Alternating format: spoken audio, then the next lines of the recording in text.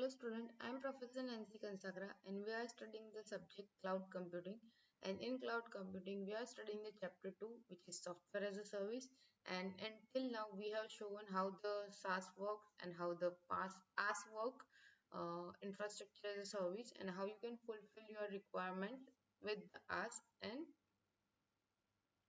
uh, other services which is used in cloud computing.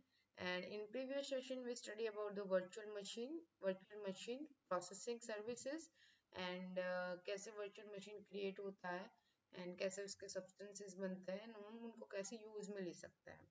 In this session we are going to study about the virtual machine migration services, live migration and high availability.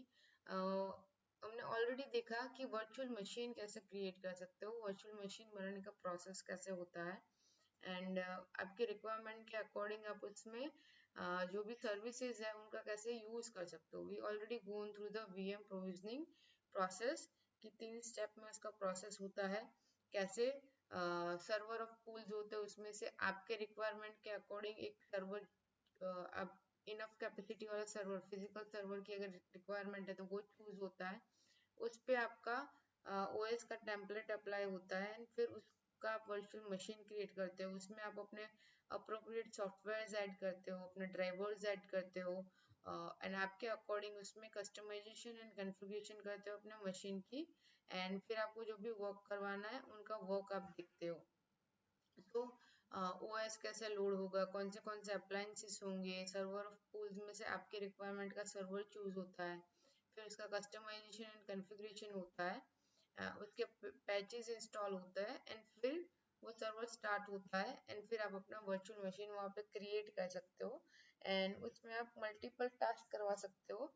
And उसके classic example like VMware workstation is that कि जिसका आप use कर सकते हो and आप अपना virtual machine खुद से क्रिएट कर सकते हो. तो अभी इस सेशन में हम देखेंगे कि वर्चुअल मशीन में माइग्रेशन सर्विसेज कैसे ऐड ऑन होती है and live migration and high availability कैसे सपोर्ट करता है. तो लाइव माइग्रेशन मीन्स कि live migration which is also called a hot और real time migration can be defined as the movement of a virtual machine from one physical host to another while being powered on.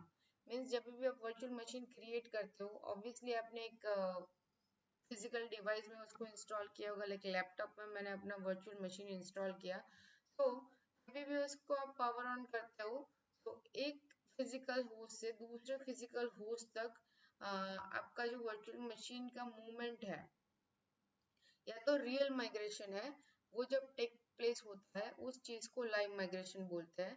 And when it is properly carried out this process take place without any noticeable effect from the end users point of view. Means जब भी आपका ये process smoothly done होगा live migration का, उस time पे जो user है, अगर उनके पॉइंट ऑफ व्यू से आप देखोगे तो उसमें उसकी एकदम स्मूथली प्रोसेस होती है. और यू कैन से कि ये जो पूरा प्रोसेस है एक होस्ट से, एक फिजिकल होस्ट से दूसरे फिजिकल होस्ट तक जो आप कनेक्टिविटी करते हो, मूवमेंट क्रिएट करते हो और वहां पे माइग्रेशन क्रिएट करते हो, that is happen in a matter of milliseconds कि यूजर को इतना नोटिसेबल इफेक्ट नहीं दिखता कि आपका live migration हो गया है. So one of the most significant advantage of live migration is the fact that it is facilitate the proactive maintenance in case of the failure, because the potential problem can be resolved before the disruption of service occurs. कि one of the biggest advantage live migration हम जब use करेंगे ये service, तो उसका एक advantage है कि इन केस की कोई फेलियर होता है, एक होस्ट से दूसरे होस्ट की आप कनेक्टिविटी कर रहे हो, इन बिटवीन पॉसिबिलिटीज है कि आपका जो सर्वर जो क्रिएट हो रहा है, कनेक्शन बन रहा है host A and host B के बीच में, देयर आर चांसेस कि वहां पे केस ऑफ फेलियरिटी आए. एट दैट टाइम पे अगर वर्चुअल मशीन के साथ हम लाइव माइग्रेशन कर रहे हैं तो वहां पे एक पोटेंशियल बेनिफिट ये है कि आपका जो भी प्रॉब्लम है वो सर्विस खत्म होगी उससे पहले वो रिजॉल्व कर लेगा और उस पर इम्पैक्ट नहीं आने देगा. Live migration can also be used for the load balancing, in which work is shared among the computers in order to optimize the utilization of available CPU resources.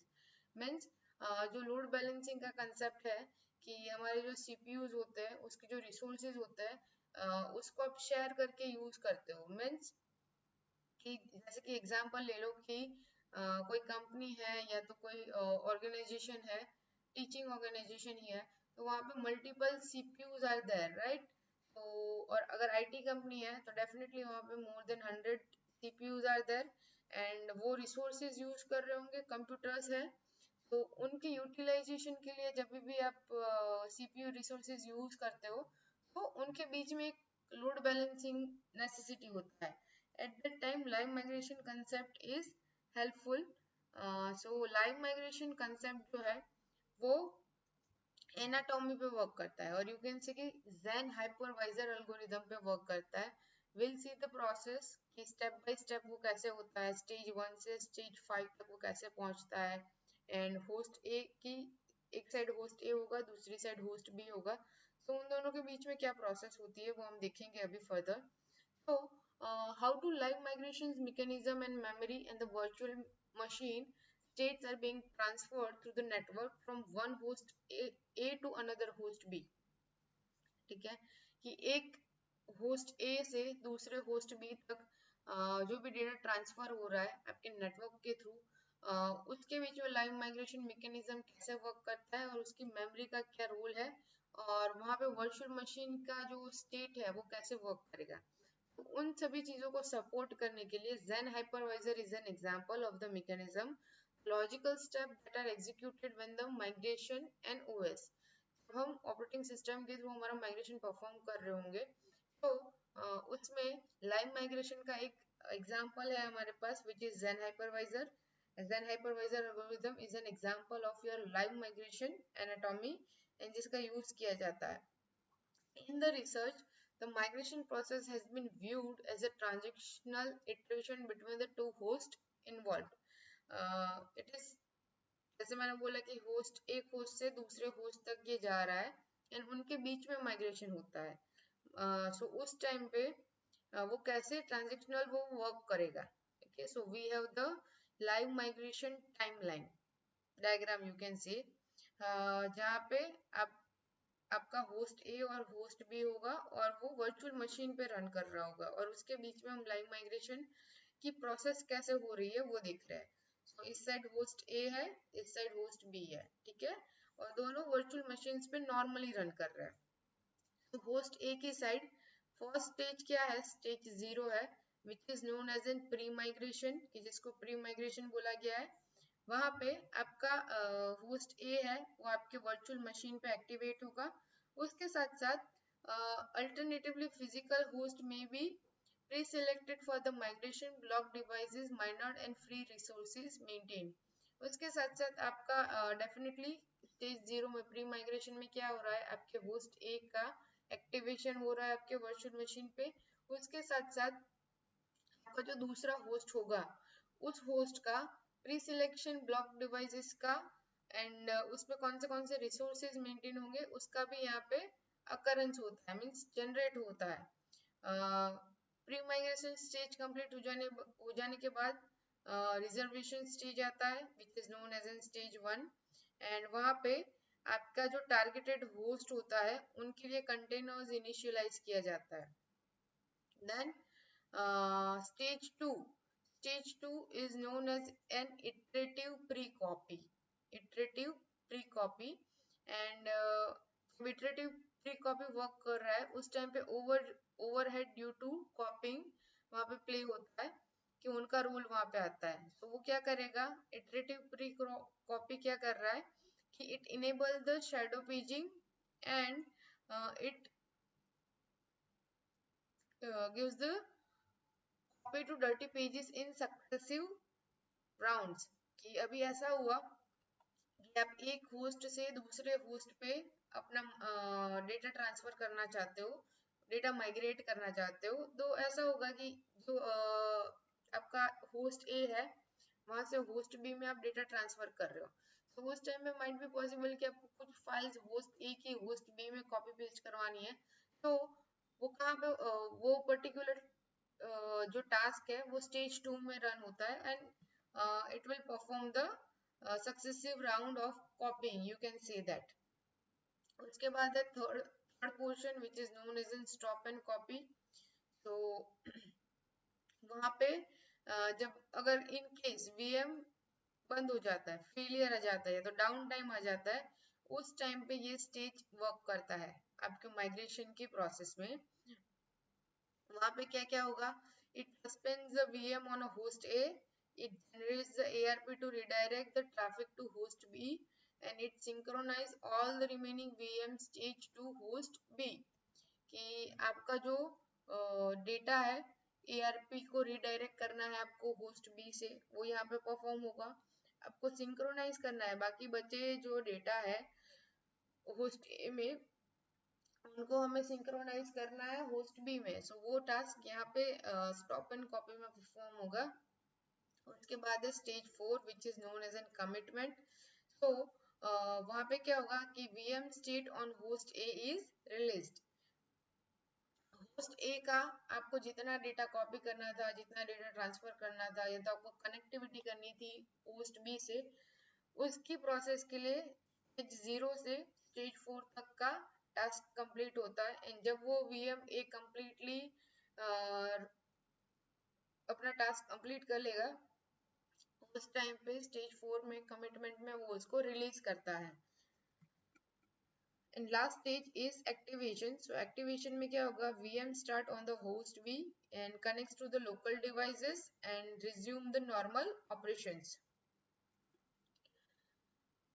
कि हमने जो भी डेटा होस्ट ए से transfer करवाया है या migrate करवाया है, तो वो सारा सारा डेटा होस्ट बी पे आ गया होगा अभी। सो उसको कनेक्टिविटी के लिए हम लोकल डिवाइसेस के साथ कनेक्टिविटी के लिए यूज कर सकते हैं, और उसके ऊपर हम नॉर्मल ऑपरेशंस हमारे परफॉर्म कर सकते हैं।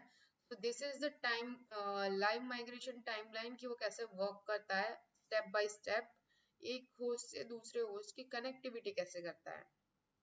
सेम चीज यहाँ पे दिया गया है कि स्टेज वाइज डिस्क्रिप्शन दिया गया है कि वो कैसे वर्क करता है। जैसे हमने देखा स्टेज 0 से स्टेज 5 तक का वर्किंग है। प्री माइग्रेशन स्टेज है। प्री माइग्रेशन स्टेज में क्या हो रहा है कि it active and virtual machine exist on the physical host A. Stage 1 is reservation, and a request is issued to migrate an OS from host A to host B. A precondition is that the necessary resources exist on B and a VM container of the size. Basically यहाँ पे आपका request generate होता है host ए से host B जाने का। Third one is stop and copy. Stage 3 is stop and copy. Running OS instances at A is suspended and its network traffic is redirected to B. As described in the reference, CPU state and the remaining inconsistent memory pages are then transferred. At the end of the stage, there is a consistent suspended copy of the VM at both A and B, and the copy at A is considered the primary and resumed in case of the failure. मैंने जैसे आगे समझाया कि एक host से दूसरे host पे आप डेटा ट्रांसफर कर रहे हो, उस टाइम पे आप जो डेटा ट्रांसफर कर रहे हो वो इन केस कि कोई ऐसा चांस हुआ, कोई इन केस ऐसा हुआ कि सिस्टम फेलियर हुआ, तो उस टाइम पे आपका जो ये सारा डेटा है वो आपके होस्ट ए, मतलब होस्ट ए में कॉपी ऑलरेडी पड़ा होगा और उसको प्राइमरी कंसिस्टेंट देगा। एंड जब उनका माइग्रेशन प्रोसेस वापस स्टार्ट होगा उस टाइम पे वो वहां से उसको गैदर करेगा। सो जैसे हमने आगे देखा कि लाइव माइग्रेशन की वजह से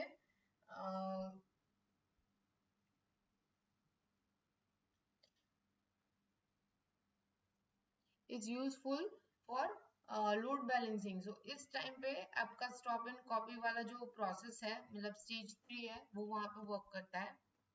then we have the stage 4 which is commitment. So host B indicates to A that it has successfully received a consistent OS image. Host A acknowledges this message as a commitment of the migration transaction. कि host A के पास host A के पास host B से indication आएंगे कि जो हमारा task था वो कंप्लीट हो गया है, मतलब कि हमने जो ओएस जो टास्क हमारा था कि उस साइड होस्ट बी पे हमारा डेटा ट्रांसफर हो जाना चाहिए और वहां पे ओएस वर्क करना चाहिए। सो उसकी एक्नॉलेजमेंट होस्ट ए के पास आती है एंड वो क्या मैसेज देता है, कमिटमेंट, कि आपने जो माइग्रेशन ट्रांजेक्शन प्रोसेस किया था वो कंप्लीट हो गया है। Then fifth one is activation. So activation, the migrated VM on B is now activated. Post migration code runs to reattach the device's drivers to the new machine and the advertised moved to IP address. And this approach to failure management ensure that at least one host has consistent VM images all the time during the migration. आपके host B के side आपकी services active हो गई है, post migration वो ध्यान रखता है कि आपका जो भी कोड वहां पे रन हो रहा है, आपके डिवाइस पे आपके जो भी ड्राइवर्स यूज हो रहे हैं या नया मशीन जनरेट हो रहा है, तो वहां पे वो आईपी एड्रेसेस को हैंडल कर पाए। और in case of the failure management ensures कि आपके जो होस्ट है वो कंसिस्टेंट वर्चुअल मशीन इमेज को सपोर्ट कर पाए during the migration, right? For that, two things are concerned. First one is original host remains stable until the migration commits and that the VM may be suspended and resumed on that host with no risk failure. Means जो हमारा host A है, जो original host है, वो जब तक हमारा migration complete नहीं होता है तब तक वो स्टेबल रहता है एंड जब भी वो कंप्लीट होता है माइग्रेशन उसके बाद वो सस्पेंड होता है कि जब बी की साइड से एक्नॉलेजमेंट मिल जाएगा कि हाँ हमारा जो टास्क था माइग्रेशन का वो कंप्लीट हो गया, उसके बाद उसको हम सस्पेंड करते हैं and that is also with the no risk of failures. And दूसरी चीज कि migration request essentially attempts to move to the VM to a new host और any sort of failure execution is resumed locally and aborting the migration। कि जो नए host पे हमारा data move हो रहा है, माइग्रेशन हो रहा है, माइग्रेशन का जो रिक्वेस्ट हो रहा है, in case of some failures are there, in any sort of the failures are there, तो उस टाइम पे वो उसको लोकली रिज्यूम करेगा और माइग्रेशन का जो प्रोसेस है उसको स्टॉप नहीं होने देगा। so these are the stages की जो लाइव माइग्रेशन में यूज होता है। now live migration vendor implementation examples are also there। so जब भी we are using the VM management or the provisioning tools, so उसको प्रोवाइड करने के लिए, उसको सपोर्ट करने, उसकी फैसिलिटीज को यूज करने के लिए लाइव माइग्रेशन और यू कैन से कि वर्चुअल मशीन फैसिलिटीज का यूज किया जाता है, जिसमें two of two of the examples are like VMware vMotion and Citrix Zen server और यू कैन से कि Zen Motion। ये दो ऑप्शंस है कि जिनका और दो चॉइसेस है यू कैन से और दो एग्जांपल्स है जो आप यूज कर सकते हो जब आप VM management and provisioning tools को प्रोवाइड कर रहे हो। तो VMware vMotion कैसे वर्क करता है, तो वो firstly work करेगा automatically optimize and allocate an entire pool of the resources for maximum hardware utilization, flexibility and availability। Means अगर आप VMware vMotion का यूज कर रहे हो तो ऑटोमेटिकली वो आपके जो भी एंटायर पूल ऑफ रिसोर्सेज होंगे उसमें से आपकी रिक्वायरमेंट के अकॉर्डिंग ऑटोमेटिकली वो उतने हार्डवेयर की यूटिलाइजेशन रिलीज करेगा, उतनी फ्लेक्सिबिलिटी एंड अवेलेबिलिटी के साथ वो आपको सपोर्ट करेगा। And second thing, to perform the hardware's maintenance without scheduled downtime along with the migration virtual machines away from the failing or under performing servers। Means जब भी hardware maintenance की बात आती है तो उसमें डाउन टाइम की बात आती है, उस टाइम पे VMware vMotion is the server or is the vendor live migration machine और सपोर्टिंग सर्वर की जिसका यूज करके आप अपनी वर्चुअल मशीन्स को बेटर परफॉर्मेंस दिलवा सकते हो। So that this two things are supported by the VMware vMotion। उसके बाद है Citrix Zen और Zen Motion। so based on the Zen Live utility, it provides the IT administrator facility to move running VM from one Zen server to another in the same pool without interrupting the service. Hypothetically, zero downtime server maintenance, making it a highly available services and also a good feature to balance the workloads on the virtual environments. Zen server, Zen motion, आपकी जो Zen Live availability है उसके ऊपर आपको support करता है and उनकी जो IT एडमिनिस्ट्रेशन सर्विसेज है, उनकी जो फैसिलिटीज है वो स्मूथली आपको आपका जो भी टास्क है एंड आपकी जो भी सर्विसेज यूटिलाइज करना चाहते हो उसको smoothly support करता है and with using the Zen motion you can making a highly available service and a good feature to balance the workload on the virtual environment. जब आप virtual environments पे work कर रहे हो at that time if you need a highly available services and good balance workload, so Zen motion is a good example of the live migration. Okay, so after that, the two examples, we have the VM provisioning and migration in action.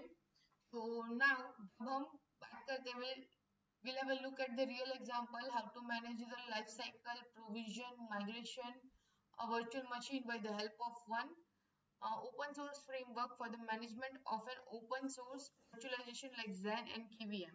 उस time पे आपका जो VM provisioning and migration का जो action task है वो वहां पे परफॉर्म किया जाता है. तो देयर इज अ सर्वे और द रेफरेंसेस जिसके बेस पे डेटा निकाला गया है कि जब भी आप क्लाउड कॉन्टेक्स्ट के टर्म्स में वर्चुअल मशीन्स या उनकी प्रोविजनिंग की या माइग्रेशन सर्विसेज की बात करते हो उस टाइम पे 2 से 3 एग्जांपल्स हैं जो हाईलाइट होता है. First one is Amazon EC2. आप सभी ने Amazon वेब सर्विसेज का नाम सुना होगा and Amazon Web Services are working with the cloud concept because the high demand of the cloud services and highly generation of the data. So Amazon EC2 is a widely known example for the vendors that provide the public cloud services कि जिनको public cloud services use करनी है उनके लिए Amazon EC2 is the best one. Second, Eucalyptus and Open Nebula, ये दो और cloud services है जो अवेलेबल है विद द वर्चुअल मशीन कि जिस पे आप अपना प्रोविजनिंग एंड माइग्रेशन के जो सर्विसेज है उनका यूटिलाइजेशन कर सकते हो. तो this are the two complementary और enabling technologies for the open source cloud tools in building the private public और hybrid cloud architecture. आपको public cloud architecture, hybrid cloud architecture और प्राइवेट क्लाउड आर्किटेक्चर कोई भी आर्किटेक्चर फॉलो करना है and उसको open source cloud tools के साथ यूज करना है तो उस टाइम पे आप ओपन नेबुला एंड यूकाप्लेट्स का यूज कर सकते हो. So Eucalyptus is a system for implementing on-premises private and hybrid cloud using the hardware and the software infrastructure which is in the place without the modification. कि आप hardware and software दोनों infrastructure का use कर सकते हो और वो उसको हाईली स्केलेबिलिटी विदाउट मॉडिफिकेशन उसको सपोर्ट करता है. And the current interface to encapsulates is compatible with the Amazon's EC2, S3 and EBS interfaces. But the infrastructure is designed to support the multiple client side interfaces. ये जो particularly ये जो service है like encapsulates की इन cloud वो आपकी Amazon EC2, S3 and EBS interfaces के साथ भी मर्ज करके आप यूज कर सकते हो. एंड एक्चुअली इंफ्रास्ट्रक्चर इसलिए डिजाइन किया गया था कि मल्टीपल क्लाइंट साइड इंटरफेसेस को सपोर्ट कर पाए.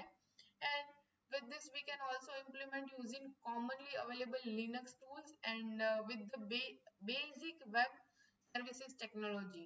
So बहुत सारे benefits है and उसके साथ साथ Encapsulates is capable to end user customization, self-service provisioning, legacy application support to data virtualization features and making it the IT customer service easier. कि IT customers की services को easier बना देता है, आपकी applications की जो legacy है उनको बहुत अच्छे से support करता है, आपके data virtualization features को बहुत अच्छे से support करता है एंड ऑल ओवर आपको बहुत अच्छा रिजल्ट मिल सकता है जब आप वर्चुअल मशीन के प्रोविजनिंग एंड माइग्रेशन सर्विसेज के लिए मूव कर रहे हो.